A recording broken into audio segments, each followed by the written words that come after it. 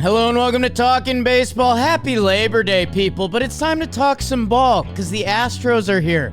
Are the Cubs here? The Central. Oh, fly me over. Let's talk ball. Yusei Kikuchi.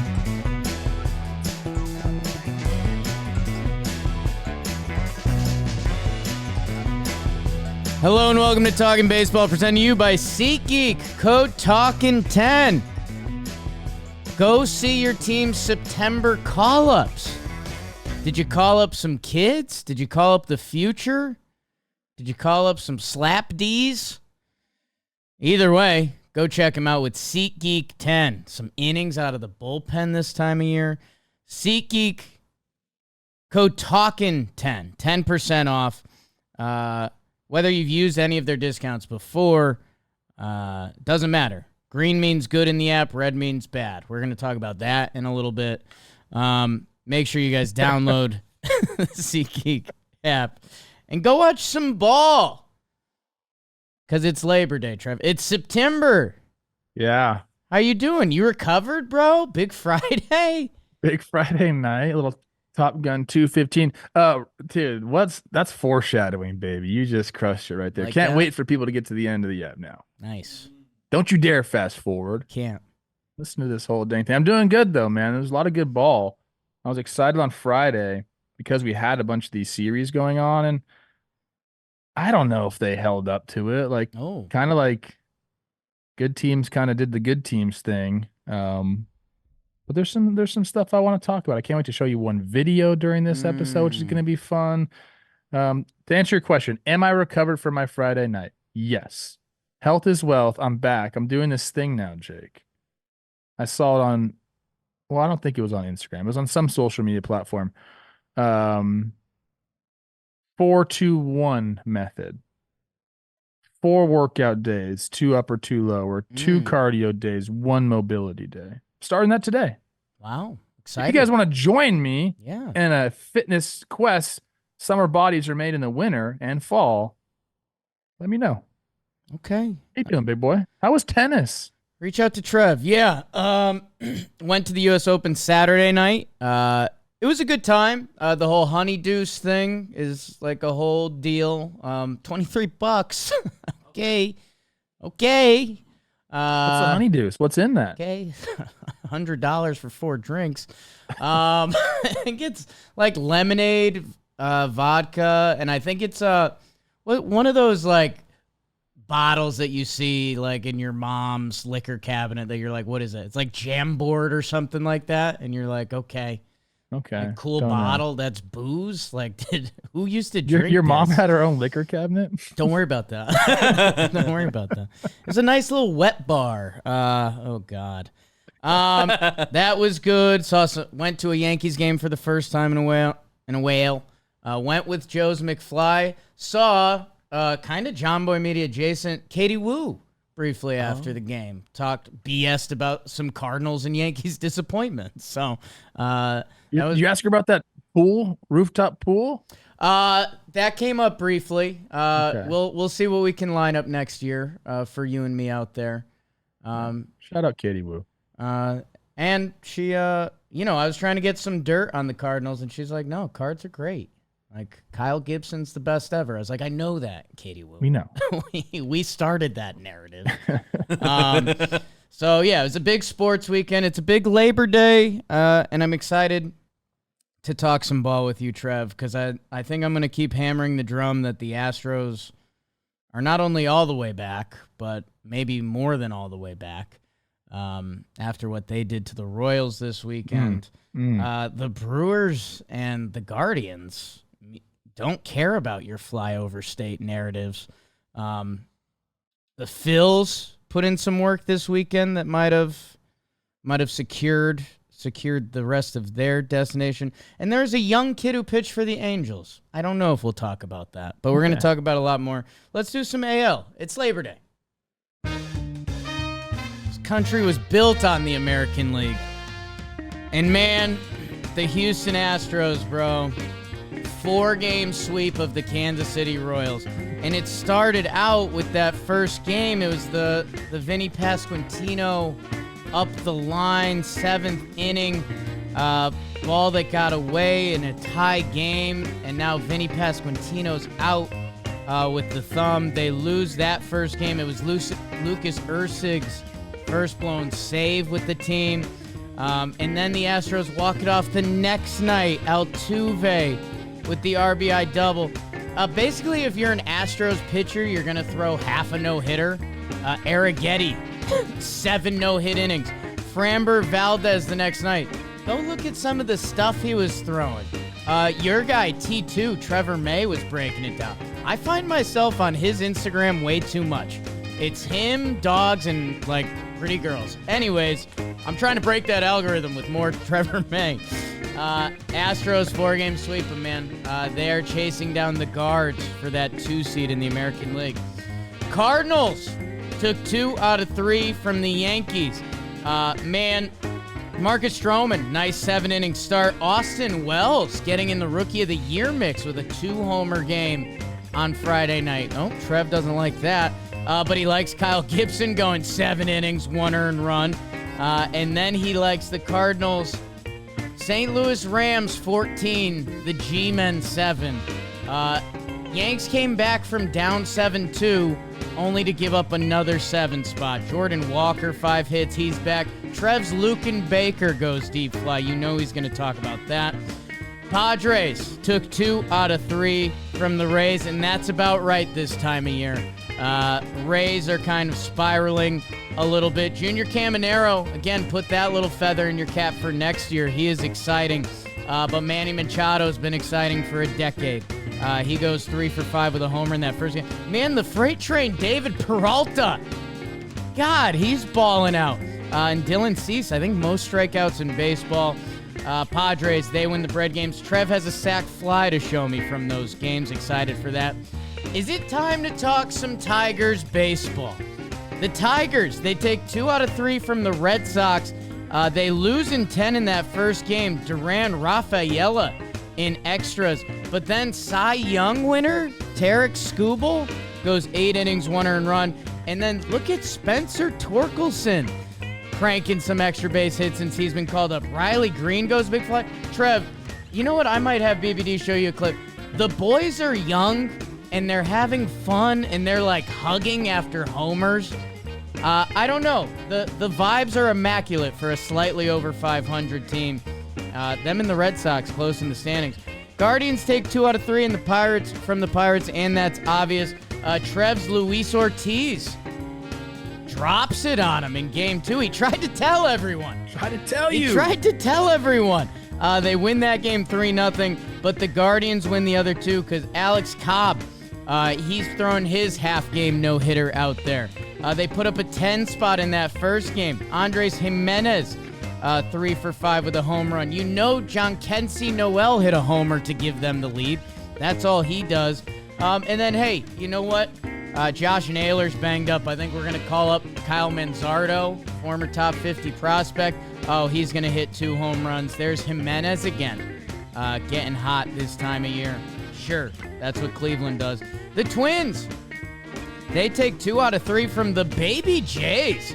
Go check out who the Blue Jays are rolling out there. I think it was the most inexperienced Blue Jays team they've ever done by games played, something crazy like that. Pablo Lopez is back. That could be significant come October. 7.2 shutty, little innings consecutive streak shutout. We love that, Trev. The middle game, Will Wagner, Nathan Luke. Go check out your Blue Jays right now. Wow. Juicy American League. Salo Perfido. Joey Loperfido, huh? No, don't run the music back, Beebs. The Rangers took 2 out of 3 from the A's. It's that time of year, people. Mets swept the White Sox, thank God. And the Angels took 2 out of 3 from the Mariners. Oh, my God. Actually, some fun tidbits from those series, so we'll get there. But first, I want to hear the standings from Trevor Goof. What's like your favorite accent to your? Say like, you know, you talked about your pretty girls on the algorithm. Like, what's your accent that you're into the most? Oh, God. Southern? Why don't you give the standings and then... When you say Joey We'll do eight. Loperfido, all I think about is what's the movie? Is it My Cousin Vinny? Or what's the one with the lawyer? And My Cousin Vinny. love Marissa her Tomei. accent when she. Yeah. Oh my gosh. Yeah. Sorry, that's when I hear Joey Loperfido's voice, I hear it with her accent or his name. Anyways, you want the standings? Yeah, I watch My Cousin Vinny once a year, and yeah, there's something. I mean, Joe Pesci's so short and like kind of respected as like a powerful Italian for being so. I don't know how he did that. Obviously, I know some of the movies he did and stuff, but I think Joe Pesci's ringing in at like 5'4". Joe Pesci height. Not standing on that bank account. All right, let me give you the standings. People are clamoring for them. It's Labor Day. Yeah.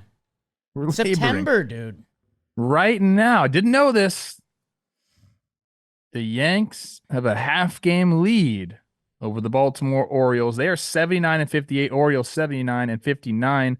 The Red Sox, 3 games over 500, 70-67. 67-69 for our Rays. The bet not looking good for us in the Toronto Young Jays, 67-72. In the Central, the Guardians, 3.5 game lead over Minnesota and Kansas City. Kansas City, as you know, has been struggling after the sweep. 78-59 for the Guardians, 74-62 for the Twins, 75-63 for the Royals.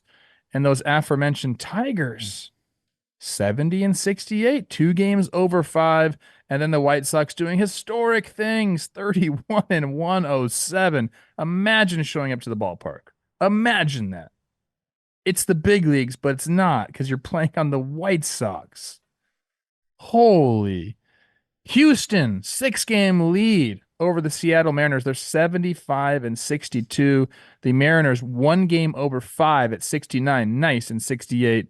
Texas Rangers, I said they should be trading people. They didn't listen to me. 65-72. Oakland 59-78. And the Angels 57-80. In the wild card, Jake, my guy, it's Baltimore right now with the top spot. And then the 2 AL Central teams, my Twins, your Royals. They have a 4.5 game lead over Boston and only a 5 game lead over Detroit. And I'll briefly mention the Mariners 5.5 games back for the wild card, but those are the standings in the American League. Is the AL Central the best division in baseball? 4 teams over 5. Nobody else can say that. Trevor, thank you for the standings. The AL standings were brought to you by Orgain. Trev kind of just mentioned it. Are you trying to get flabby or are you trying to gain? I'm just saying, yeah. Liv went into our pantry yeah. and made me a beautiful protein shake with Orgain last night. Ooh. Yum. They sent us their brand new 30-gram complete protein shake, and it's awesome. Man, designed to satisfy your cravings without all the sugar. Trev hates sugar. That's kind of his secret. If you're one of the people that tune in and you're like, how did Jake and Trev keep their bodies that way? It's passing on the sugar. Get out of here. For me, happy hour too. But Orgain 30-gram protein shakes, available at Costco and Orgain.com. If you want to get in on the delicious protein-packed nutrition today, head to Orgain.com/Talkin. Code Talkin, 20% off your order. Once again, that's Orgain, ORGAIN.com/Talkin, 20% off. Kind of on the go. One of those 30 grammers. They got kids protein shakes on the go. My kids love those too. That's like the best thing because they just drink them and they think they're like chocolate milk, but it's a protein shake. Teddy's going to be a beast. It's happening. I know. Don't get me started on this because I'm a little upset with him right now. Oh. He's going to be a pitcher. I can tell. No. Like he has the attitude. Like that's his personality, no, bro. Dude, that's just the new generation, bro. I mean, I know it, Jake. It's just the new know generation. It in my heart, dude. I'm going to hate my son. You know, I don't. Just kidding. Trev, you know I don't say this a lot, but I'm going to pray for you. Because God, that would suck if your son became an MLB pitcher. Trev, great standings. Great standings. It starts with the Houston Astros, and Trev, I guess this is two-sided, and yet I don't know how much of a deep dive we'll truly need, because like I said, with the Astros, basically half of their 6-man rotation has thrown 5 innings of no-hit ball this week. I think you're talking a little Yusei in a little bit. Again, I keep shouting him out. Go check out T2, Trevor May, on his Instagram was looking at Kikuchi, Framber. It's just a fastball. It's just Framber's fastball, and it's one of those dumb baseball reminders, like when we do, like, what's the best pitch in the game? It's probably a good fastball because it's faster and it's nasty. I think changeup always has an argument because a changeup plays off a good fastball. That's for the offseason. I think the story here continues to be, I feel like I tried to be the guy putting this on the radar first. The Astros are full tilt back. Since the end of April 24th, they have the best record in baseball. They have a 6-man rotation going now. The back end of the bullpen is good. The lineup is good. They're chasing down the Guardians and probably the Orioles or the Yanks to have a bye in the playoffs. They're here. The other side of the coin is, and for the Kansas City Royals, who that buffer in the wild card is enough. But man, when you have Vinny Pasquantino's a dude, on the field and off the field. Talk about my cousin Vinny. Like, he's that guy for the Kansas City Royals that, hey, you can wash any sweep in baseball. But man, that sting of losing your star young first baseman and trying to get to the finish line, I have them circled for this next week because they need the bounce back. Otherwise, what's everyone going to be talking about, you know? I think that's a huge part of it, losing Vinny in that first game. Obviously, going up against Houston for 4 is incredibly difficult, especially the way their starters were throwing, and the starters got it done. 25 and 2/3 innings pitched for the starters, only 1 earned run. It's going to get you a lot of series wins and, got them to sweep this time. So, yeah, I do, if we're talking about the Royals, I do think that is obviously a massive blow, as you mentioned, on the field, but I think in the clubhouse as well, like you said, like it's a vibe thing right there. And now some teams kind of thrive off that, and you could look at it that way. Somebody's getting an opportunity. They made moves. They went and brought Tommy Pham in. Robbie Grossman came in. Gurriel. Yeah, like they keep doing that, which is awesome to see. And, you can look at it as an opportunity for somebody else. But Vinny, like, they're so based on clutch hitting and hitting with runners in scoring position, and he was one of the guys doing that. That top of the lineup is so massive. It's Witt, Salvi, Vinny, and then like you brought up Melendez had a hot streak lately, but that top of the lineup, they have to get juice from there. Yeah, they have to get juice for that. And then I think it's so tough because you reel off 3 out of 4 from Cleveland, you get within, like 1 game of them. You get tied for the lead in the AL Central, and then you go ahead and you get swept there. I mean, I think you shake it off. You mentioned the wild card standings and having that buffer. They got to figure it out. Like, they could ride Bobby Witt Jr. offensively. They could ride that guy. 30 homers. You got to, basically. Yeah. And someone's got to step up. So I think they're okay. I think running into a buzzsaw in Houston and having the Vinny thing kind of like looks really bad for the Royals, but I think you just got to shake this series off big time. And if you're Houston, you don't even have Kyle Tucker back yet, man. Like, think about that. You bring in Jason Hayward. He hits a double in his first at bat, I believe, an RBI double in game 1. That first game, they had a 4-run bottom of the 8th, which is like the best feeling ever. If you're a home team and you take the lead in the bottom of the 8th, you're like, yes. And especially if you have a closer. Hader ends up getting his save streak snapped in the second game because of a Pena error, but Trev, that's something that doesn't get talked about enough. An 8th inning home lead is like, yeah.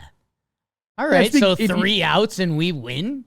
Exactly. And if you're tied, you're like, oh, what's going to happen? Extra innings, whatever it is. But when you score that go ahead run, you're like, okay, like lock it down, bring in the defense. Let's go. Like, I love it. A It's the little best. more, it's slightly more demoralizing than the walk-off. A little bit.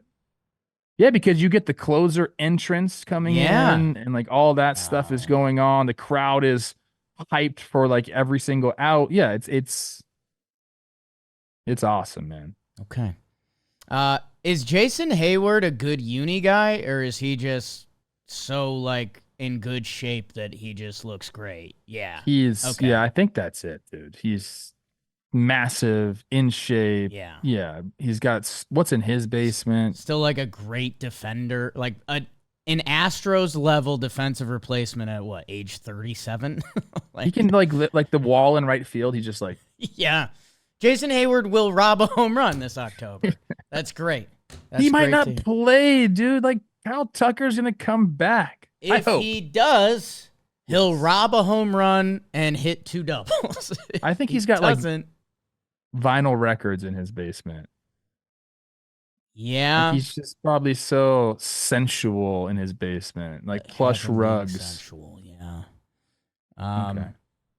Yeah, hey, Royals, sure there's a little bit of fear. Shake it off, baby. Shake it off. They're playing Cleveland and Minnesota. Holy smokes. It's a Didn't Royals see week. that on the schedule. Okay. You better shake it And off. then my Yankees. It's So, go time. yeah, I mean, week and a half for your season, Royals. Excited to keep up. And Trev, I do think, hey, maybe this is bullshit. And maybe Royals fans, I guess Royals fans, every team, you guys know your team better than us. That's a huge part of this. Bringing in all these veterans in a week and a half, it can either seem super desperate, and it's like, wait, we've got Robbie Grossman, Yuli Gurriel, I you know, forgot Yuli went there. yes, Wasn't he in AAA with the Braves? Tommy Pham, yeah, he was playing. He was killing it minor league. Oh yeah, for we the mentioned the Braves. Gwinnett Hooters that I'm so fond of. Paul DeYoung has been killing it for them. I could see this going either way, and I know that's a cop out, but it's either like, hey, we brought in these vets for a reason, and there's a reason they're vets, and hope I'm gonna root for the Royals, man, because I think baseball needs more veterans and not like.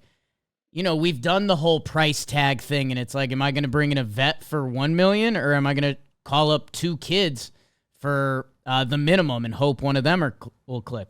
I hope this veteran presence, Salvi, with all of these guys, and Bobby Witt chasing the MVP pays off, because they also didn't play bad this series. They just almost like Kansas City, after seeing some of the box scores and stuff, it's almost like a Houston light. Like Seth Lugo shoved, Brady Singer shoved. They just got outdone at their own game pretty much. Yeah. And I'm very curious how like the Sal Perez, Tommy Pham, Clubhouse, What's Up went. I need to hear about it. We need to find out. We haven't mentioned Yordan Alvarez, who 1.2'd in August. And I think he started September with a 2-homer game. So He officially, as of today, is 3-4-5ing it. He got to 400 OBP. Houston's here. Full tilt. Yes. Full send. Let's see, Trev. And there's more Houston coming later. Tune in. Let's crom pot it real quick. Give me the Cards Yanks. In an unexcited way, I don't have too much for you. Both of these teams are frustrating.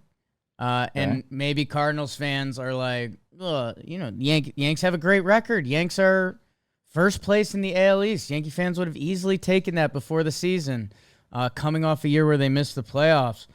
But some of the frustrations are just odd. And, the big topic, I'm sure you saw because you're Yankees Twitter adjacent. Jason Dominguez, one of their top prospects, got the call last year, and then got Tommy John. He's been killing it in the minors recently. A lot of Yankee fans thought he would get called up for September call-ups. He did not. And He still can.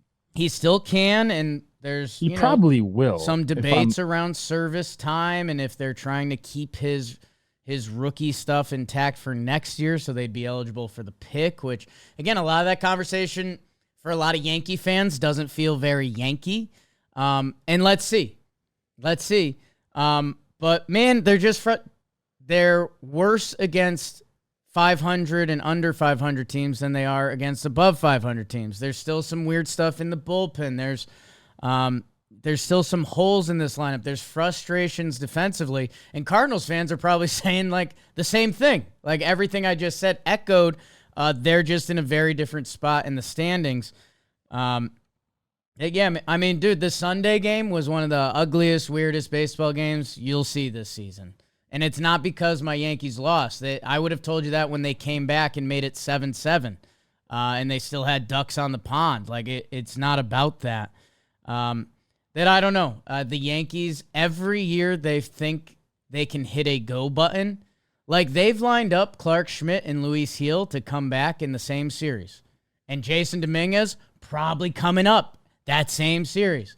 That they think they can hit. All right, time. Let's go full throttle now. And I get it, man. 162 is a grind, and you can't let some of the tough losses hurt you as much as it does as a fan. I get that.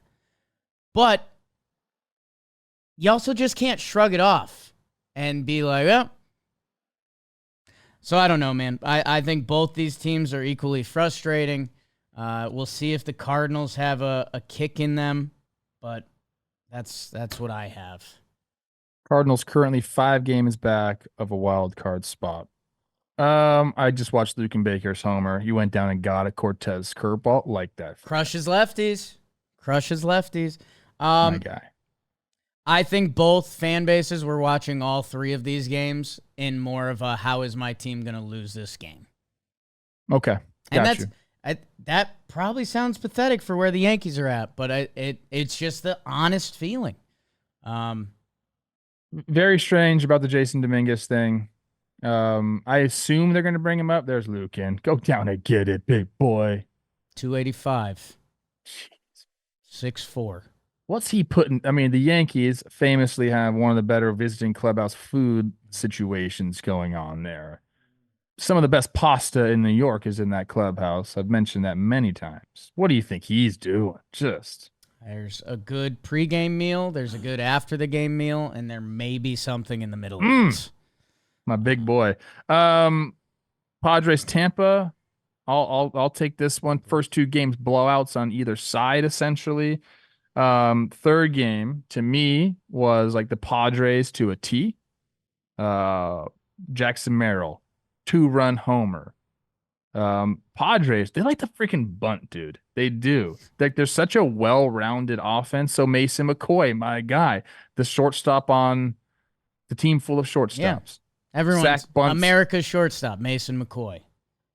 Sack bunts for a Profar sack fly. And then they take the lead, Jake, on a Xander Bogaerts sack fly. The sack fly. Here we go. I think we're getting it. Here it comes. Xander Bogaerts. Let's go. Let's get the lead. Okay. Top of the 9th. Who's there? Jose Siri. Oh, my gosh. Tyler Wade running. Jose. Oh, no. Jose. Man, Manny Machado went first to third. I get how it happens. No, you don't. What happened there? Show it again, Beavis, please, because he got behind the ball, did everything perfect here, and then just absolutely sailed this thing. I'm not saying he was going to throw Tyler Wade out. He's pretty far back there, but watch this. What happened? That's what happened. He's not going to throw Tyler Wade out from there. No. So it's frustrating because, Major League outfielders really shouldn't be missing throws by that far. No, but they shouldn't. You see it a lot every year, and I think it's just Jose Siri is trying to do some. Jose Siri has a fantastic arm. He was never getting Tyler Wade there. Tyler Wade runs really well. That's a ball to deep center. Yeah. You just try to do more than your body can do. You're hoping to find a moment of brilliance where Jose Siri throws it 105, and it's not happening. So, good team, bad team at this point of the season. My Rays bet is done. The Rays walked 10 batters on Sunday as well. No thanks. No. No thanks. Let's see, a little Central double dip. I mean, Guards, Pirates is a little bit good team, bad team at this point. Tigers, Red Sox are two teams basically fighting, jockeying each other in the standings to keep wild card hopes alive. And yeah, I might distract. I might send BBD on a hunt. I forget. I think it was Riley Green's homer. Trev, you would really like it because Detroit is a bunch of kids, and they're playing like kids. They had a hug at home plate that wasn't like, you know how teams, they hit a homer and guys hit home plate and there's just a little bit of like the man embrace, like nice home run. They were jumping around like they had just called, like they had a sleepover and one of them called their crush and their crush had just like agreed to a date with them. And they were like, I couldn't, look at this. Like the boys are just happy to be playing baseball. And they're playing winning baseball. They're above 500. I don't know if either of these teams, Torkelson on Rich Hill. That's just, come on. You could be his daddy. Torqued up. I like that. I don't know. The kids are having a blast, and I don't know how close it's going to get them. I mean, they're close, man. Like now, like, do you think they're mad they've traded Jack Flaherty away? Like, but at the same time, couldn't this offense have come around earlier? Couldn't you have figured it out? I don't know, man. In this series, you get Skubal doing his thing. I found, by the way, a Skubal signed rookie card in my closet yesterday as I was going through some cards. That's nice for me. He's going to win the Cy Young. Yeah, I think it is a little bit too late for the Tigers, but it is nice to see them get this going. I mean, they took advantage of the bullpen for the Red Sox has been so bad. So take advantage of them game one. And then, they pitched great. You talked about Scoobs. In game three, they did it as well. Get to the bullpen again in game three. Like, I think both of these teams are seeing their season kind of slipping away, which is tough. I saw something on the Red Sox side. I didn't know what was going on. This is a Foolish Bailey thing. Okay. What's his last name again? Bailey Freeman. Like Freddie. Freeman. Yeah. That's right. What's up, Bailey? Never know if I love you or just like you a little bit. He pointed out that Jarren Duran has an 8.8 baseball reference WAR, bro. At one time, he was leading over Bobby Witt Jr., only behind Aaron Judge. What the freak? He's having an amazing year. All-Star Game MVP, obviously tarnished by some bad words on the field, but it's insane. He's an electric baseball player, man. I love center field and third base, anyone that tunes into this show. And yeah, he plays with his hair on fire. Playing great defense. He's got 9 outs above average in center field. That's 96th percentile. The sprint speed is there, 96th percentile. He's got 32 swipes, 21 homers. Batting run value. I mean, Baseball Savant is kind of just a quick snapshot of how a player's season is going. 93rd percentile in the batting run value. 100th percentile in the base running value, and the 96th percentile in the fielding run value. You can't get much better than that. Tigers, I'm going to regret saying this. Don't get swept by the Padres. 3 games. They have Oakland and Colorado after. And man, maybe I'm getting too into 2 young players sharing a hug after a home run. But go look at that whole bit. Trev, your boy Matt Vierling at 28 is the old man on the club. Jake Rogers, sure, Andy Ibanez, but the day-to-day starting lineup, Kerry Carpenter's old at 27, and he's balling out again. They're so young that there's something beautiful to being young and dumb, and if Kansas City really starts to go through it, I don't know. They have Oakland and Colorado after San Diego. They have the Cy Young winner. I don't know. Jakey Analytics saw something on the field that day. Okay, I like it. Guard Dogs Pirates, I'm going to be honest, I have something coming on them in a little bit. Okay. Did anything from your Twins Jays series that I think the Pablo consecutive inning streak is important? I don't know what else is. Pablo he's been great over the last, I don't know how many starts. He's really, really picked it up in a time where they really need it. Their starting pitching just is kind of in shambles. We have these young guys. Zebby Matthews gives up 10 runs in 2 innings. That's not what we need. Bailey Ober with a nice bounce back start after, we think, Kansas City and then whoever was hitting against him in his last start. I forget who they played. Felt like they had something on him. Nice bounce back start here. It could be just he's just locating middle against those teams. I haven't found anything. Sorry, Twins fans. I'm trying. And then it was, they're about to lose this series, Jake. And then Royce Lewis clips one. 3-run homer to give them the lead. That's it. They were about to lose this series. The Twins need their guys back. They need Carlos back. They need Byron Buxton back. They got to figure out their starting pitching, which they're probably not going to because they just don't have the horses, man. They didn't make moves. They didn't make any. They cut payroll after last year. The only trade deadline acquisition they made, they've already shipped out of there. There's my guy Royce. Great at bat by Royce right here, by the way. Like fouled a bunch of pitches off, like very defensive swings until he got that one a little out in front of it. But he's just, you wish you had him on your team. He's that guy. He's so good. So yeah, they salvaged this series and they're still up in the wild card, and Boston has kind of helped them in that regard, and Kansas City's been struggling, so they just have kept pace with everybody. But I don't, until something changes crazy, like I'm not looking for this team to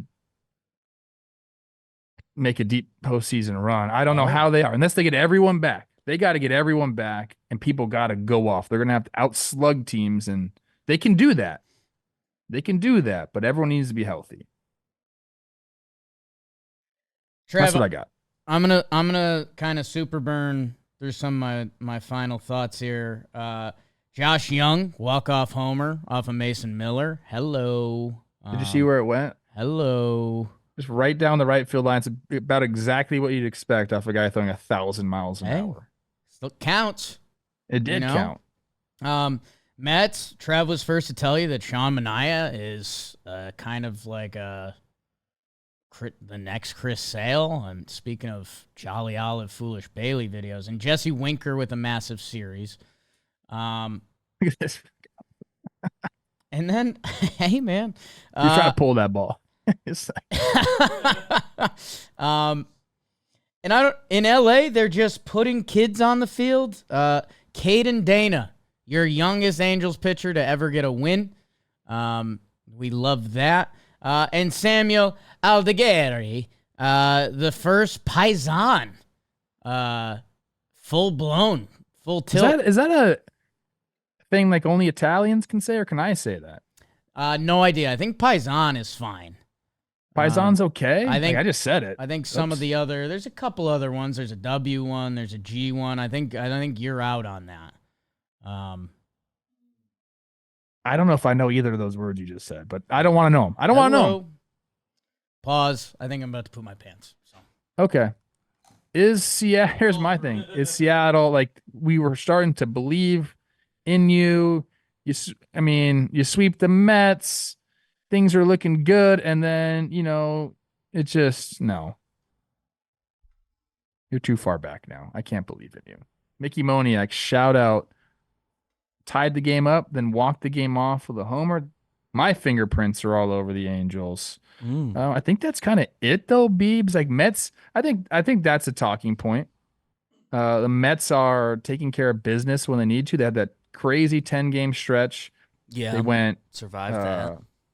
What's that? Survived that, and I think they went. Did they go 6-4 in that? I think so. 6-4 more than in that. what you needed, and then you go and sweep the White Sox. You're right there, man. What are they in the wild card right now? I'm looking it up. Haven't done the NL standings yet, but I'm going to get this little preview right here. Those are coming. 1 game back of the Braves.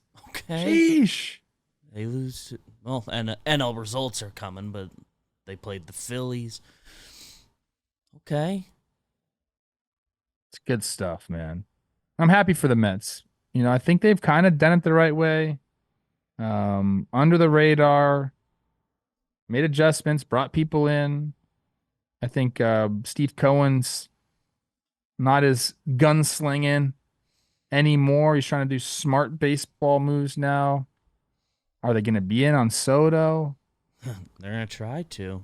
And we have to always mention Winker every single episode because people get mad. Francisco Lindor, MVP talks. I don't think he's going to win it because Shohei's going to go 50-50, people. Like, that's just going to happen. And he's going to win the MVP, but Lindor is... He'll appear on some ballots. Lindor's having a crazy, crazy season. Really I'm happy good. about that. Really good. Do we have an ad read I can go before Jake reads the NL?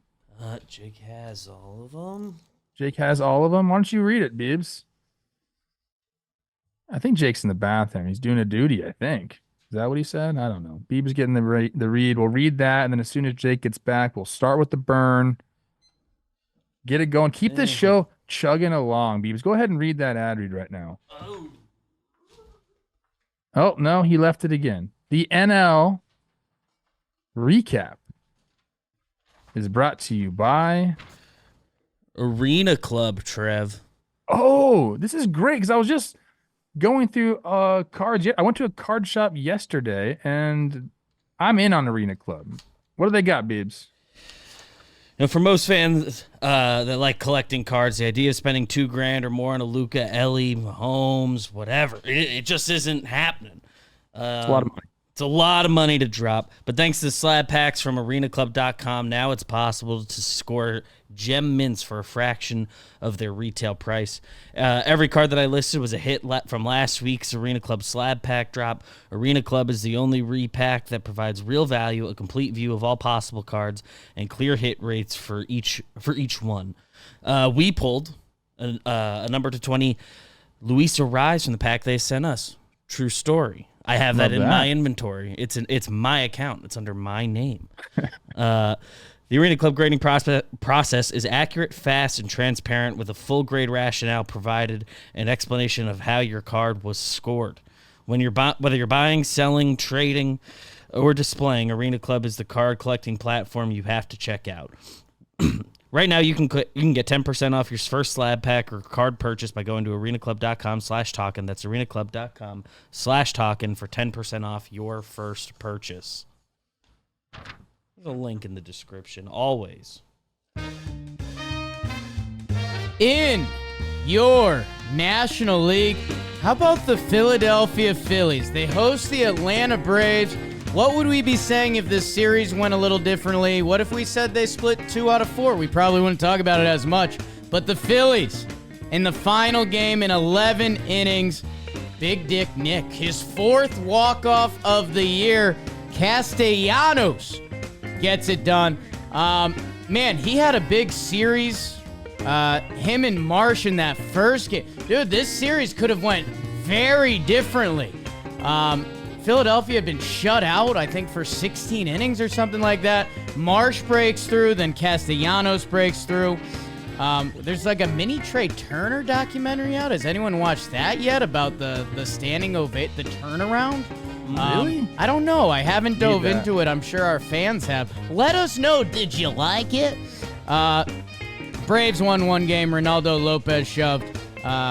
Sean Murphy and Orlando Arcia had a 2-homer game. But the Phillies, 3 out of 4 big. That pushes the Braves down and maybe gets them kind of back on the right track, finishing out this September. The D-backs and Dodgers are finishing off a 4-game series today. The Dodgers took the first 2. An electric first game. Shohei Ohtani. Okay, Shohei Ohtani times 43 for stolen bases and home runs. No player's ever done that. Reminder, he pitches. Reminder, he's really fast. The Snakes try to come back. Eugenio Suarez Brings them within one, but it's not enough as they win that one. Dodgers run it back. Freddie Ohtani Mookie. Back to back to back. Not bad. Tommy Edman. Welcome to the Dodgers. Here's a game winner. Snakes, though, they bounce back 14-3. They put up a crooked number that they're going to try to salvage the series today, or the Dodgers will take 3 out of 4. Speaking of 3 out of 4, that's what the Brewers do to the Reds, and that's obvious. Man, DL Hall, remember? He's the guy they got for Corbin Burns. There's some prospects. 7-inning shutout. Okay. The only game the Reds win, it took them 11 innings. Your guy Jonathan Windia and Santiago Espinal getting it done at the end there. But, man, it felt like everyone in Milwaukee is going. Garrett Mitchell, Rhys Hoskins, William Contreras, Sal Frelick. People are saying Willie Adames is the best three-point shooter since Steph Curry. Another 3-run homer. I read that on a Brewers tweet. I thought it was weird. Cubs! They sweep the Nats. My Cubs and Trev's Nats. You'll find out in a little bit. Ask and you shall receive. I asked the Cubbies to go against this week's schedule, and they have. 9-1 in their last 10. Ian Happ looking for a bottle of wine. Dansby Swanson in a lot of these box scores. Nico Horner. And the Cubbies, dude, like they have entered a very real part of the conversation finishing off this season. The Orioles took 2 out of 3 from the Rockies, and that's obvious. You know, Big Albert Suarez shoved. Jackson Holliday, first pitch from his dad. He played in Colorado. Did you know that? Whole big deal. Rockies, Drew Romo, Nolan Jones. No, I'm good. Zach Eflin back, though. 7 innings, 1 earned run, and Gunnar Henderson, the 2 for 4. And your Giants dropped 2 out of 3 to the Marlins. It's getting late early. Shout out to Griffin Conine, Mr. Marlin's son with the homer. Connor Norby. I don't know about his parents, but I bet they're delightful. You didn't watch. That's what happened in the National League. Great job, Pup. I will be so obnoxious. Like if I was Matt Holliday, I'd be all over my son's game. Remember, I used to play too. Yeah, but your son's a pitcher, so you're not. Look at my muscles. You're going to be embarrassed. You're going to be in the bleachers. Why is Matt Holliday so big? I got to get on his workout. He'll be in the bleachers with a fake mustache on. His pitcher's okay, huh? He's going to be a starting pitcher. I just know it. No. Do you want the standings, Pup? Every day. Nico Horner, barely know her. How about we start out east, Jake? For the Philadelphia Phillies now possess a 7-game lead over the Atlanta Braves. They are 81-56. The Braves 74-63. The Mets only 1 game back at 73-64. My Nats 61-76. And then Jake's Marlins 51-86. In the Central, the Milwaukee Brewers have a 9-game lead. They're 80-57. I believe they're one of 3 teams with 80 wins. They're all in National League. 9-game lead over the Cubs, 71-66 for them. Cardinals 69-68. The Reds 65-73, and the Pirates 63-73. Out west, the Dodgers now, I think they got down to like 2.5, maybe it was 3-game lead over the D-backs. They now have a 5-game lead over them and the Padres. 82-55 for the Dodgers. The Diamondbacks 77-60. The Padres 78-61. Giants 2 games under 5 at 68-70, and the Rockies 51-87. In the wild card, it is those NL West teams, though, Jake. They have a 3-game lead over the Atlanta Braves, who have the 3rd spot right now. But as I mentioned, the Mets only 1 game behind them. Steve Cohen is saying, I'm watching the game. He's rooting for the Phillies. And the Phillies took care of business. Now, Mets 1 game back, and I think really the only other team that we'll talk about, I'll give St. Louis a mention at 5 games back, but those Cubbies and the soft schedule, which we'll probably get into here, 3 games back. Plenty of baseball left. I can't believe it. And those are the standings in the National League. Thank you, Trevor. Shout out to the Mets for that White Sox sweep. I know that's what everyone's doing to a historically bad team, but they did it. So Mets 1 game back. Rooting for the Phillies. For chaos. Rooting for chaos. And there's a couple teams that the chaos meter is climbing. Let's do Braves Phillies first. Like I said, Trev, this could have been a very different story. It's Braves 4-0 into the 6th inning, and then Marsh hits the 3-run homer. BDN Castellanos hits a 2-run homer. Phillies bullpen, Kerkering, Strom, Hoffman. That's been a big part of their story.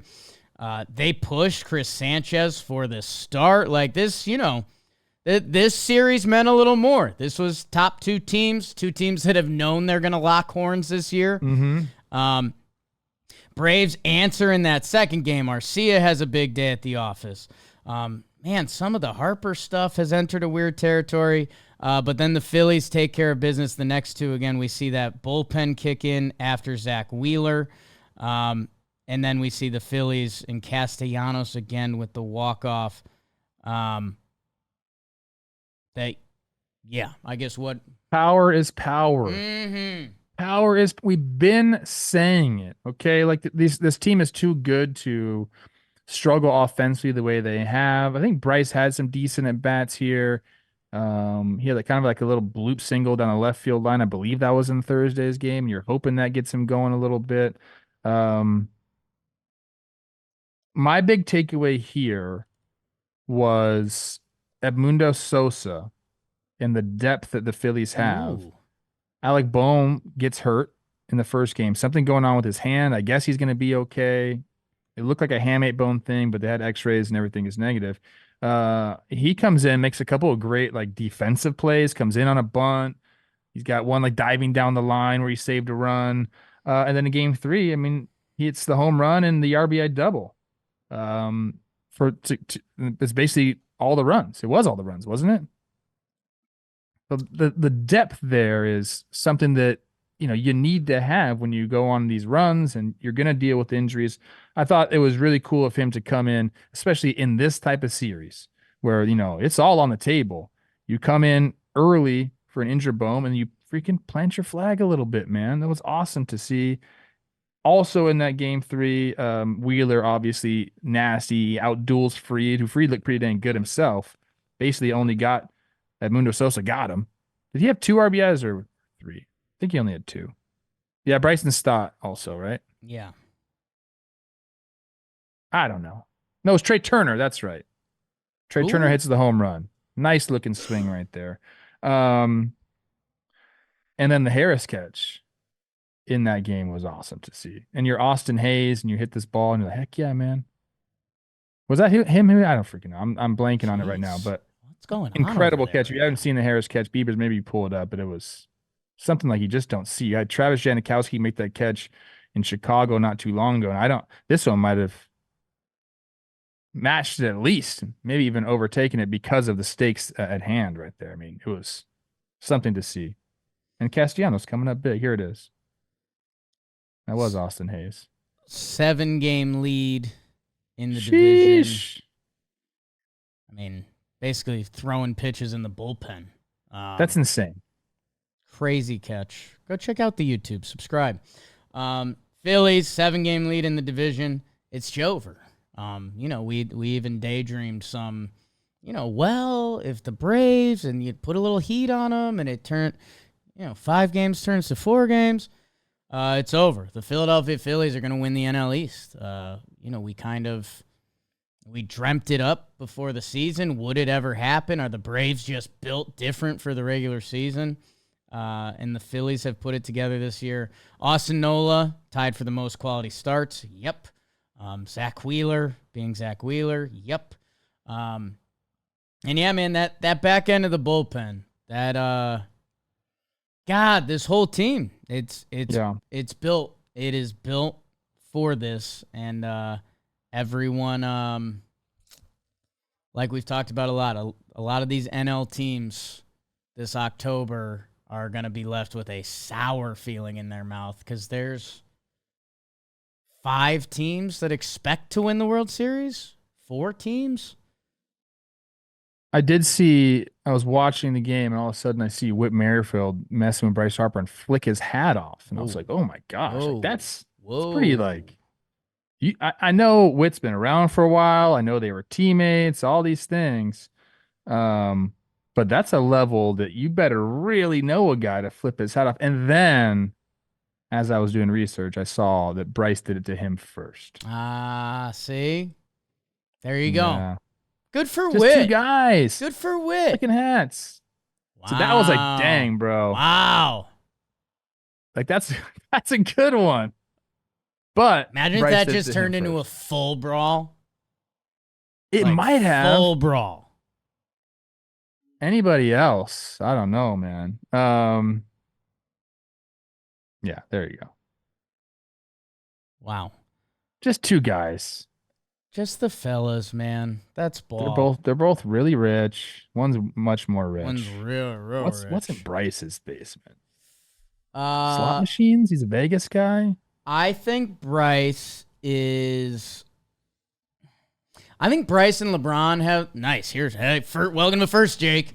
I think Bryce and LeBron are both like just kind of boys. Like I think it's pop a shot. I think there's like a laser tag. Like I think it's just like some sort of game. yes. Down there. Like I think like the best ping pong table you could have. Like we're every video game system. You think he was like, here's $3 million Mm. person. Can you just make me a sick basement? Right?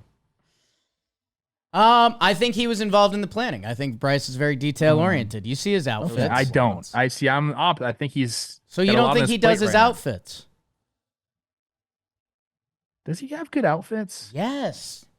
He's just gone Extremely cowboy. I don't know if like his detail-oriented. outfits are good just because he wears cowboy boots. All right, I'm over you. What's up with that? Is Las Vegas a cowboy town? Maybe. Bryce It Harper makes and LeBron sense. the same person? Dodgers, Snakes. Yes. Man, Reach around series. okay. A lot of offense. You're gonna need 8 runs to win. And that wasn't enough for the Snakes in game 1 as they lose 10-9. Again, I said it as a joke, as like a fake AI algorithm thing, but Shohei. I don't know. No, he's incredible. I was watching that one live I had a little barbecue on Friday, watching that one live. We're talking about Shohei, and it's honestly like he's the only person in the big leagues that like everybody knows. Even all the ladies are like, "Oh, what's up with Shohei? He's really good, right?" I'm like, "It's really good." Hits a homer on cue was awesome to see. That game was interesting though because Arizona, I mean, they're up 5. It was 10-5 going into the 9th, and the Dodgers put Anthony Banda out there, and I think he had pitched like 3 straight games. He gives up 4 runs and only has 1 out, and they let him finish the game. Like that's kind of a ballsy play there by Dave Roberts. Like usually at that point, you get 4 runs, you have a 1-run lead, maybe you get somebody going. He ends up finishing the game. Okay. Game 2, back to back, as you mentioned, the first time that's ever happened, Dodger history, which obviously is a long history. I've been on that train. I thought it was going to be San Diego. Was it Machado, Bogarts, and Soto? Don't. And now there's a couple teams that could do it now, bro. The Yankees have it. With Soto, Judge, and Stanton. That's nice. Dodgers do it anyways. That was a back and forth game, and then Tom Yedman kind of just sticks the bat out on a Justin Martinez splitter and finds some grass for the 2 RBI. And that, I believe that was the top of the 9th in game 2 to put them ahead. And then the D-backs just kind of ran it in that last game. In the bottom of the 3rd, the top of the 3rd, I think it was Shohei, Mookie, and Freddie Freeman all struck out. Like just 3 up, 3 down, 3 strikeouts. And then in the bottom of the 3rd, Mookie, Freddie, and Teoscar all got taken out. They're keeping Shohei in these games. I think they want that he wants 50-50. I don't think he wants to be taken out. But at the bottom of the 3rd, all the starters were out of this game. Little off day. Why not? It kind of sucks, man. If you go to if you're like a Dodger fan, you go to the game and all of a sudden those guys are out, but don't give up 8 runs in the first 2 innings, I guess. Good point. Fair. Snakes split it. More solved. on some snakes later in the show. Really? I don't think I knew that. Brewers take 3 out of 4 from the Reds.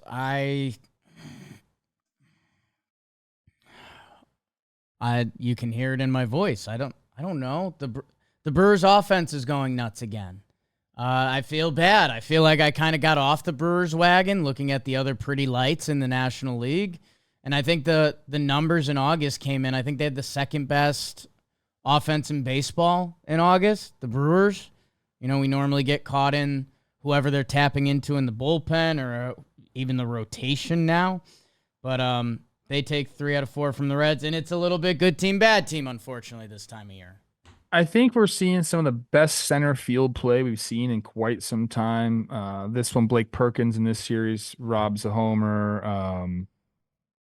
We saw the Michael Harris play. Kyle Isbell of the freaking Kansas City Royals. Let me get my hands on Kyle Isbell. Okay. Let me get my hands on him offensively. I'm going to turn him into a star. Obviously, Kevin Kiermaier still kind of doing his thing. We saw the Michael Harris catch. I might have just said that twice. But yeah, this is good team, bad team. We talk about the Brewers and kind of the length they have now in their lineup, the different ways they can score runs. Jackson Trio being that's been the biggest thing for them, I think. You could talk about Willie Adames and the 3-run homers, which are amazing, but having that extra bat, what's the OPS at right now for Trio? Is it in the 9s? Tough. Keep putting me on the spot. I'm getting it up. In the 9s? Yeah. Churrio's a 7.77 on the year.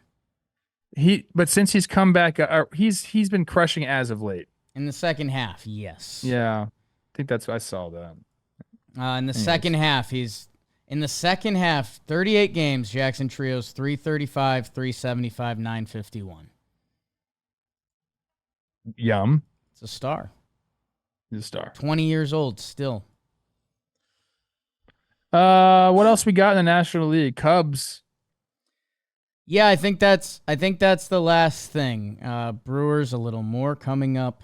The Chicago Cubs, it was an 8-team game stretch against losing teams. They're still in it, and they sweep this time. They're 9-1 in their last 10. For any of the teams we're talking about being kind of alive, the Cubs are kind of alive, and we talked about this before the show. No, the Cubs are alive. They're not kind of alive. But 3 games back. They have Pittsburgh coming up, and then it's Yankees, Dodgers, but then it's more tough teams the rest of the way. That they're 71 and 66. There's a lot of numbers that like the Cubbies. There's a lot of guys in their lineup who are balling out right now that they have entered the chat of this season.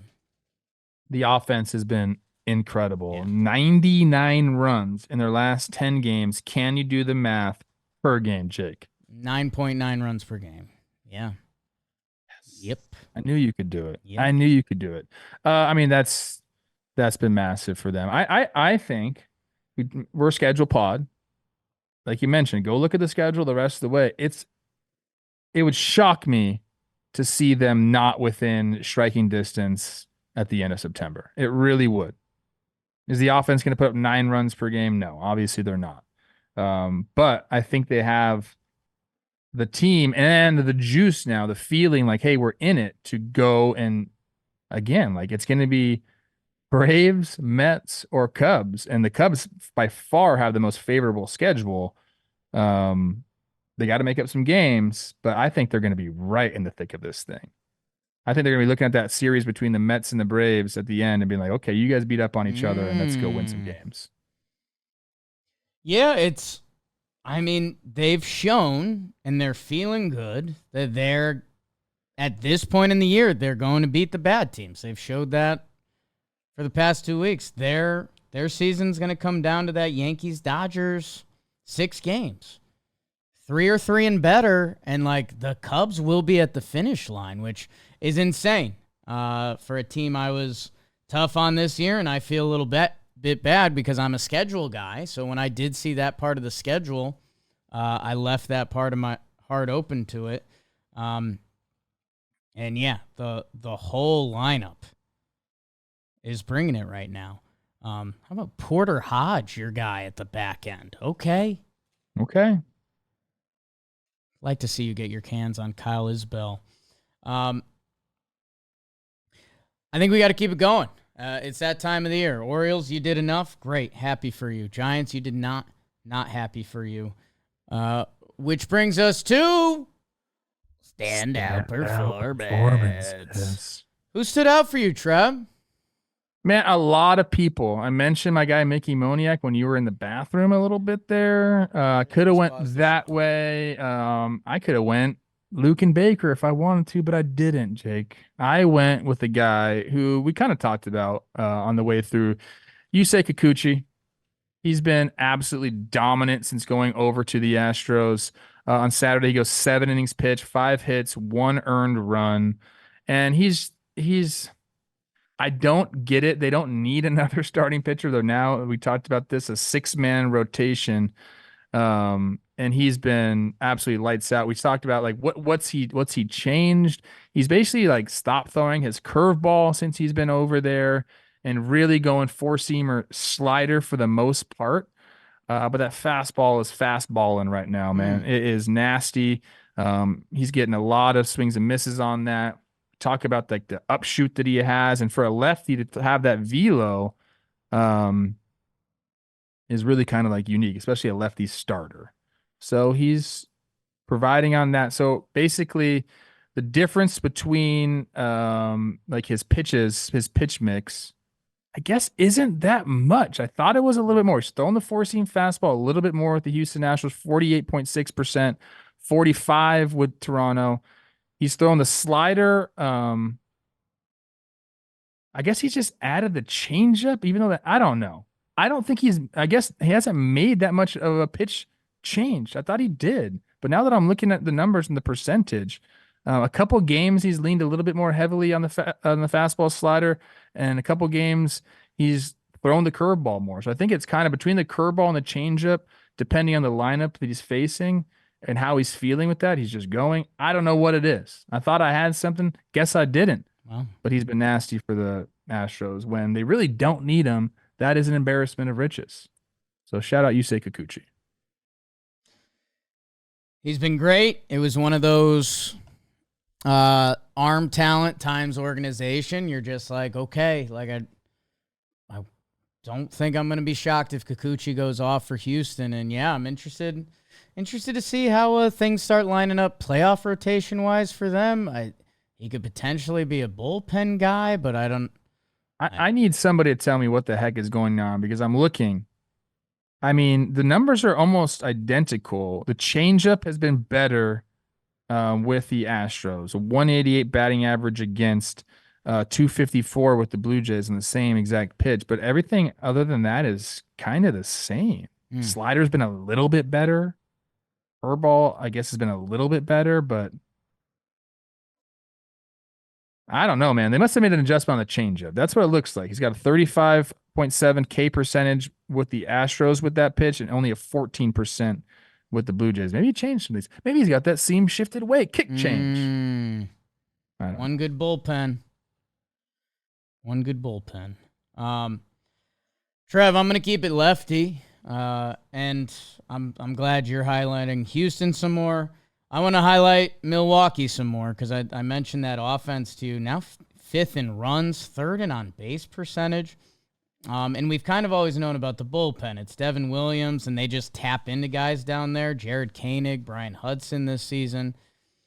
DL Hall, currently not listed in their rotation, but threw 83 pitches against the Cincinnati Reds. And is easily his best outing of the year. 7 innings pitched, 5 strikeouts, only 4 hits. Looked like the fastball ticked up a little bit. And it was just a reminder to me, he was the big piece in the Corbin Burns trade, or like that was the highlight. People were saying, don't be shocked if DL Hall's an all-star this year. He's dealt with some injuries this season. By the way, Joey Ortiz, also in that trade, has been fantastic for them. But DL Hall, and for me, it's just a reminder as we head towards this postseason stretch, and I think more teams have this than we lead on, or maybe it's the appeal of the Phillies. Like, we know when the Phillies get to the finish line that it's like, all right, Nola, Wheeler, you know who's going to be in their lineup. You know who's going to be in the back end of their bullpen. I think a lot more teams, it's kind of like, who gets to the finish line? Like Freddie Peralta for the Brewers, he's going to be out there. He's their guy. He's a stud. He's been great of late, too. The rest of their rotation, like, it's a fight. Like, if Savale keeps twirling it well, he'll get a postseason start. They traded for Montas. Your guy, Colin Rye, you know, he's had a Brewers season. Tobias Myers has been talked about a lot in this podcast. Whoever pitches the best going into the finish line for these Brewers is going to get big-time postseason innings on a team with real World Series aspirations. And I don't know if it's DL Hall, but if he goes out and shoves again his next time out there, he'll be in the conversation for it. And I don't know, man. I wanted to make sure we talked a little more Brewers, who called up a guy with the first name Brewer Hicken. Love that. That's yeah. just so they've got everything going on right now. So DL Hall, let's see. He could get a Brewers postseason start. He could be in the bullpen. He could not be on the roster. Welcome to October. love that. Who else could we have mentioned? Oh my God, Trev. Will Wagner. I mean, Talked about Jordan. Tarek Skubal has been getting screwed over. Pablo Lopez, scoreless. Kyle Gibson, always. I mean, that Let me do a quick check-in on Brent Rooker's stats. We're not mentioning him ever because he plays on the A's. And I mean, although dude, they've been like a pretty dang good team as of late. These are guys that had 2 homer days over the weekend. Orlando Brent Rooker, 295, 372, 579 for the 951 on the year. 33 home runs. Young. 92 runs driven in with a 4.8 B-WAR. Get 40. He's making the Nothing. league minimum. I would love to know the trade offers. The guy's been in the league since 2020, but he's still making the league minimum. I guess he just doesn't have the service time. Okay. Guys that hit 2 homers. Arcia, Brent Rooker, Austin Wells, Joe Adell, Mickey Moniak, including a walk-off. Jordan hit 2 homers. Kyle Manzardo hit 2 homers. So there was a lot of guys that could have been standing out, but maybe they'll be Corona Extra and Fuego players. It's the best part of our show. Maybe it's the best part of your Labor Day. Have a couple Corona Extras. It pairs perfectly with baseball. Whether you're in the park or watching from home, go grab yourself some Coronas. Get yours at ordercorona.com. 21 plus, relax responsibly, Corona Extra beer. I cannot wait to see who Trev's Corona Extra standout player is. Dirt nasties on Fuego. That means I'm on fire, baby. Like Waco. We just talked about this guy for the series, Brent Rooker. He went 8 for 13, a double, 2 homers, 4 runs driven in for the 1.7. Willie Adames, 6 for 18. 4 of those hits, Jake, were for home runs, 8 runs driven in, 6 runs scored. He homered in all 4 games of the series and has 6 homers in his last 8 games. He had an MLB leading 12 3-run Jimmy Jacks this season. There is nothing better than a 3-run homer. I think a 3-run homer is better than a grand slam. How silly is that? That's wrong. I'd be wrong, but It's wrong. I don't know why. I just think it's better. Mickey Moniak, my guy, fingerprints all over this in Fuego sheet. 4 for 11. Jake, 3 of them were for homers. 4 runs driven in. He recorded his first career walk-off homer and first career multi-homer game on Saturday night. He's batted .359 with 6 homers, 5 doubles, and 13 runs driven in 19 August games. Okay, sweet. Swinging first overall pick. People forget that. Of the Philadelphia Phillies. For the week, Dansby Swanson. Man, I feel like we don't talk about this guy ever. He had a tough few months to get the year going. And maybe because he's so handsome, we're like, Yeah. ooh, get away from me. We like the uglies. We like the Luke and Bakers. Hey! Hey! You said My Luke bad. and Baker was my doppelganger. Just in the spirit. The spirit of Luke and Baker. Gotcha. 8 for 23 in the week for Dansby. 2 doubles, 2 homers, 11 runs driven in. Okay, Dansby. How about Jazz Chisholm back with the Yanks? Third baseman Jazz Chisholm. I always like saying that. 9 for 21, 2 doubles, 2 homers, 2 runs driven in, 7 runs scored, though. He became one of 5 players with 20 homers and 30 stolen bases on the season, joining an electric group. Oh my gosh, Jazz. Jarren Duran, Ellie De La Cruz, Shohei Ohtani, and Jose Ramirez. Wow. That is the group that you want to be in. I'm going to skip the next guys. I want to talk about him a little bit more. Jarren Duran, we talked about him going off 18 for 48 in these 2 weeks, 7 doubles, 5 home runs, 8 runs driven in, 12 runs scored. Orion Kirkring, your favorite name in the big leagues besides, what's the one I'm thinking? What are you thinking of? Huh? I forget. It's going to come back to me. Don't worry about it. He had 6 games started. Not 6 games. He's 6 games not started. 1-0, 1 hold, 6 1/3 innings pitched, 2 hits, no earned runs for the 0 ERA. Luis Ortiz of the Pittsburgh Pirates. I tried to tell you, man. I saw him pitch way back when. He was like an opener. He was still in the bullpen at this time. And I was like, why isn't this guy a starter? He's got starter stuff. He's nasty. Like, what is going on? And then on July 7th, they turned him into a starter. And he has a 3.1 ERA in that time. So I think the Pirates have found something. He just needs to be around the zone a little bit more. But he's been really, really good, Jake. In the week, 2 games started, 12 innings pitched, 5 hits, no earned runs, 10 Ks. He pitched 6 innings of 1 hit ball on Saturday to earn his first win since July 20th. He now has 15 consecutive scoreless innings. So, try to tell you. It's good. It's not just Paul Skeens out there and Mitch Keller. It's also Luis Ortiz. And now, Jake, the thing everyone's been waiting for, the Corona Extra Player of the Ep. And I think you're going to like, I think he's kind of your doppelganger too, Corbin Carroll. I don't think he'll like hearing that. He got big, broad shoulders, does he? In the 2 weeks, Jake, he went 15 for 47, 6 homers, 14 runs driven in, also 13 runs scored. He has 17 homers since July 7th. That's tied for the most in the National League over that span. His .667 slugging percentage since that date is the highest in the National League over that time period. He's reached base in 40 straight starts, setting a new single-season streak for D-backs franchise history. And did you see the leadoff inside the park homer on Saturday? 14.34 around the bases. Like, Kiermaier tries to make the play. He goes up. The ball hits off the wall. And from the get-go, you see Corbin Carroll is going to make it all the way around the bases. He's so fast. The turns are so precise. 14.32 seconds around the bases. It's the 7th fastest home-to-home time since StatCast tracking began in 2015. I'd love to see a list. I'd love to see a list. Who's faster? I think Bobby Witt, I think, PCA has one. Maybe Elliot De La Cruz. Your guy PCA just did it. But that wasn't inside the park homer, I don't think. I think it was an error, wasn't it? Oh, I thought it was. I'll double check. I guess it's just around the bases. Yeah, home to home. bases. Doesn't matter. Yeah. You're right. Okay. We'll love to see that list. Anyways, Corbin Carroll, your Corona Extra Player of the Ep. Broad shoulders. Power. Ball jumps off the bat. And he's got a big head, too.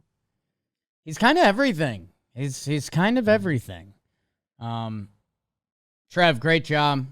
Corbin, have a big day today. Have a big Labor Day. Something of note, I'm a analytics guy. Dansby Swanson since August 10th, an 800 OPS. Why August 10th, Trev? Did someone win a gold medal?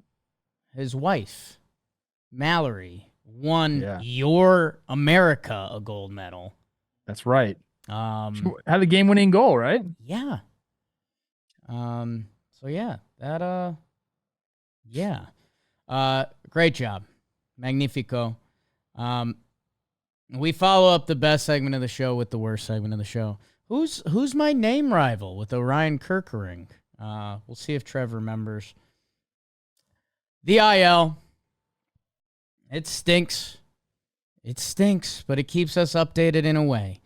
Vinny Pasquantino. Hate that. We've hated that.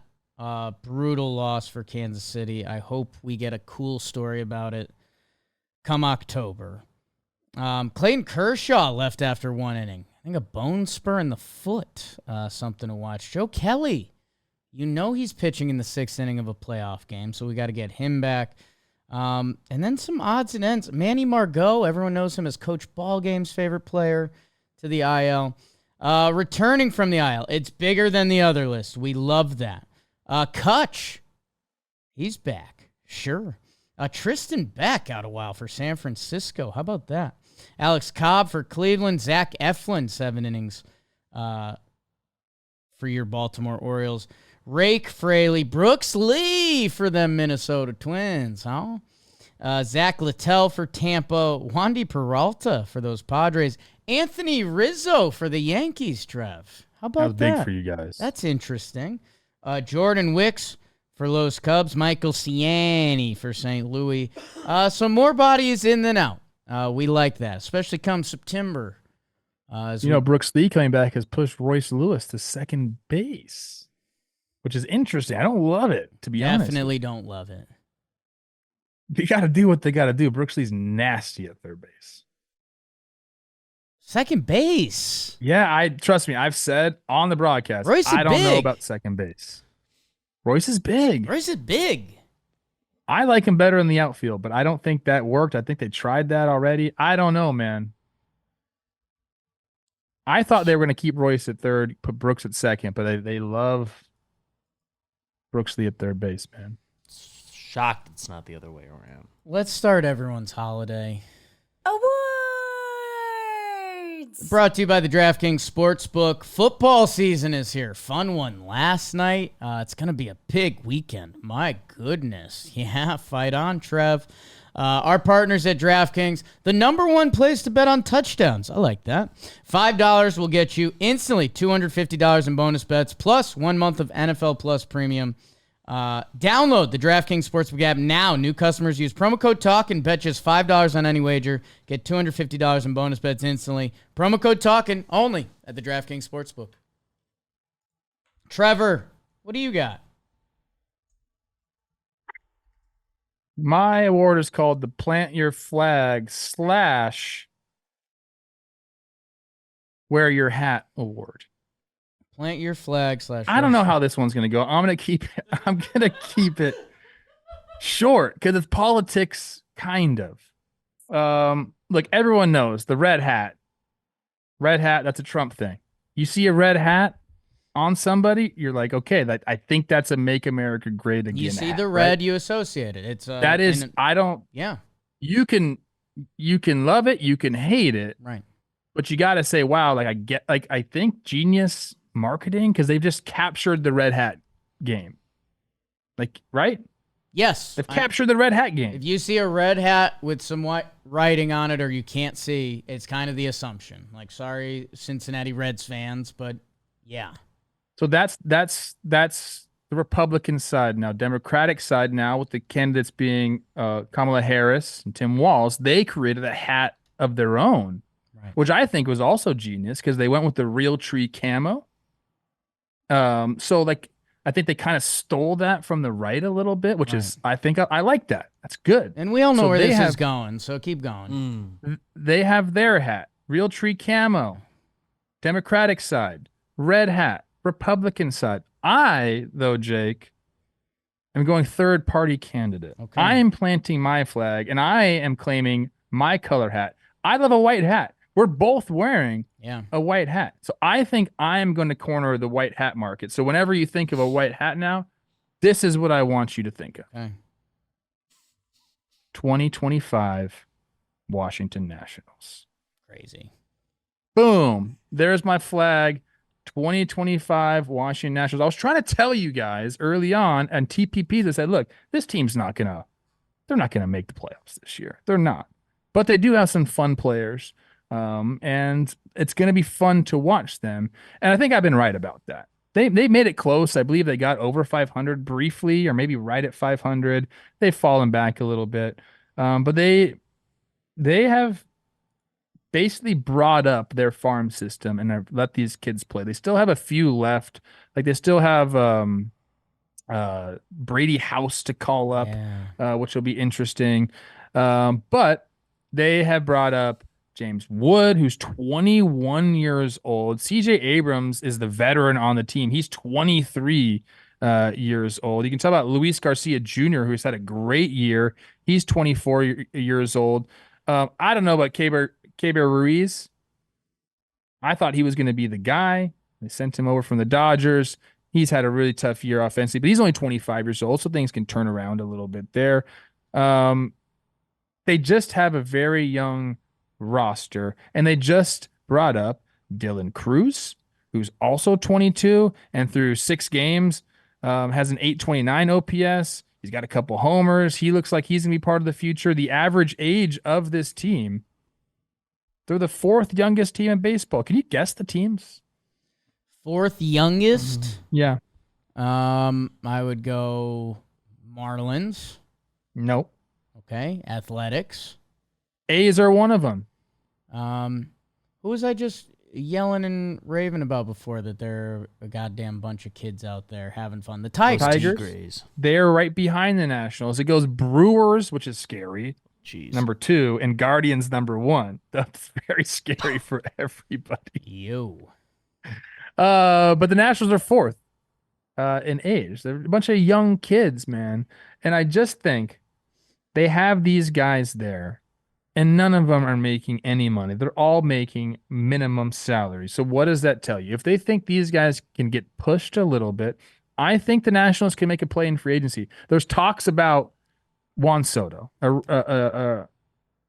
I'm just saying, I know it's a Scott Boras thing, leveraging the 2 New York teams. Fine. But wouldn't that be awesome if all of a sudden they went out and got Juan Soto back? Yes, it would. I mean, you don't like that. I think National fans would like that. There's also some pitching that can be had. So I like the roster as is already. There's a bunch of young guys, exciting guys coming up. I think it's going to be a lot of fun to watch them in 2025. White hat, Washington Nationals. I think they're going to go spend in free agency too. I think they're going to be a dark horse team in the offseason. Let's go get it done. I'm planting my flag. 2025, Washington Nationals, white hats only, baby. That's definitely something. They are going to make a splash this offseason. They remind me of the Mariners a couple years ago of like, whoa, have they opened up a window a little more balance than the Mariners? And Trev, I know something you want to highlight in this award, although you got there in your way. Darren Baker, I forgot to mention a guy Darren that's Baker. in one of the all-time baseball highlights, gets his own baseball highlight. Gets a hit in his first at bat, I believe first pitch. Dusty Baker's son, famously being a bat boy too young. And had to get saved at home plate. Otherwise, we're going to have a low light that baseball would never show. And anytime you can get Dusty's in the front row, showing Dusty Baker-esque emotion, a.k.a. as cool as the other side of the pillow. Shout out to Stu Scott. The Nats are in next year. Patrick Corbin coming off the books, so you can almost put that money right back in there. They've got young pitching. They've got young hitting. It's going to be fun to see what they're doing next year. I made sure to look up white hat to make sure it wasn't like something bad already. It symbolizes the good guy. Look at us. All right. Trev, great award. I'm going to give out the Best Damn Sports Show, period, award. As you know, our guy Chris Rose, the revolutionary show, best damn sports show, period. At Fanatics Fest, they did a thing on stage. I mean, Chris Rose, CC Sabathia, Michael Irvin, Kevin Sally, Stephen A. Smith, Jalen Rose. The boys were bopping. Used to be on I think it was Monday through Friday, every day, talking sports. Tom Arnold, a little bit borderline controversial, and they did a 20 or 25-year reunion at Fanatics Fest, which was a good time. It was cool to see Chris Rose running the show up there. Chris Rose will be doing the Best Damn Sports Show today. Not the Best Damn Sports Show. Joey Chestnut versus Kobayashi. Who do you think would be getting involved in that? It's Chris Rose. It's Chris Rose. I cannot wait to check that out. I think Netflix Live, crazy that they're in the live sports game now and that's sports. Couldn't be more happier when I found out Chris Rose was getting involved in that. Cannot wait to see him goof and gaff on there. The original We Got Ice, Chris Rose. Chris Rose is Cleveland's Sweet Prince. And the Guardians, man, I just don't know. I feel like I've been rude to the Central this year with just like a non-belief.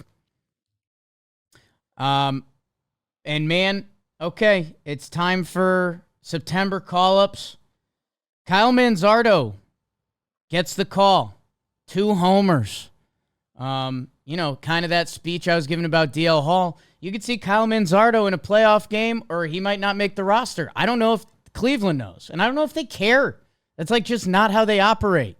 If you're playing well, we'll find a spot for you. Obviously, Jose Ramirez is Jose Ramirez. Josh Naylor has put together a very big season. Juan Jimenez with a couple big swings over the weekend. Trev, I've just been laughing out loud at their pitching staff because I'm looking at box scores, and here's Alex Cobb twirling the pill. Matthew Boyd giving them good outings. And Emmanuel Clase, if Tarek Skubal slips up, if Tarek Skubal somehow, some way throws up a 5-inning 5 earned and then a 4-inning 7 earned, I'm not saying that's going to happen. I think it's his Cy Young to win. But my God, get ready for the baseball show debates if Emmanuel Clase should win the Cy Young this year, if Skubal slips up. And I just don't know. I'm shell-shocked after coming and checking out the sheets from over the weekend that the guard dogs are at it again with that best bullpen. Some of the other stats aren't there. They've got a big roadie coming up. It's Kansas City, the Dodgers, but then the White Sox. And they've just found a way all year that they are now back 3.5 games up on the Twins and the Royals. And I don't know. They're Cleveland's best damn sports show. And they've done it all season. So I couldn't believe going through the weekend and seeing some of the names that balled out for them. And that's just what the Guardians are up to now. And like you just mentioned, Trev, top 3 youngest roster in the game. Same with the Brewers. The youngest roster in the game. It's insane. Yeah. They kind of they have guys that do certain things right. A la the Tampa Bay Rays. They always said, hey, you're there for what you do. Just do you. Like a guy like Rocchio, he's not hitting, but statistically, he's been one of the better defenders in all of baseball. And, they haven't overall, the offense hasn't performed. I believe they're 18th or something like that in OPS. But then you put runners in scoring position and they're the 5th best team with a 798 OPS. Josh Naylor had a little scare. I think he's back. They're going to rely heavily on those guys, those Jose Ramirez and Josh Naylor. I mean, Steven Kwan has been in kind of like a nosedive as of late, but they're going to have to rely on those guys to get the job done. And then obviously we talk a lot about the bullpen, but you mentioned some of the starters are just getting the job done. Yeah. At least enough. Ben Lively has been that guy for them this year. And Boyd, it's like, seeing him do what he's done has been incredible. They're letting the guys, they're putting them in advantageous positions, which I think is important for a manager to do. If you tell people that, hey, you're not going to be the best at everything, dude. I wish somebody told me that. Nice. I really wish somebody told me when I was a player, hey, you don't need to be this. This is what you do well, so go do that well. We've constructed a roster where you're deficient, somebody else is good, so just go be you. I think that's what they're doing there. Guys feel comfortable in their own skin. So, Rocchio, he has whatever his OPS is. And obviously they want him to be a league average hitter, but he understands, hey, let me go play some defense and we'll win games because of that. I think it takes a little bit of pressure off everybody, and to have a roster that young, you need to take the pressure off them. I'm kind of seeing that. So the Guardians are just one of those teams, man, where they're going to find ways to win, and they have their own formula, and it's worked for them this year. It's going to be fun to see who Voter puts out there in some of their playoff lineups. They've got depth, which we've talked about a lot. It can be a beautiful thing, or it can be an ugly conversation point if you're losing. But they've been winning all year, and they got that scare by the Kansas City Royals last week. They win that final game, and now they're back to 3.5, and playing the Royals again this week. So, Trevor Plouffe, a man of labor, white hats, I guess. I made that one up. I don't know, guys. Thank you to everyone. Whatever hat you want. Enjoy the day. Enjoy the week. Enjoy baseball. Enjoy baseball.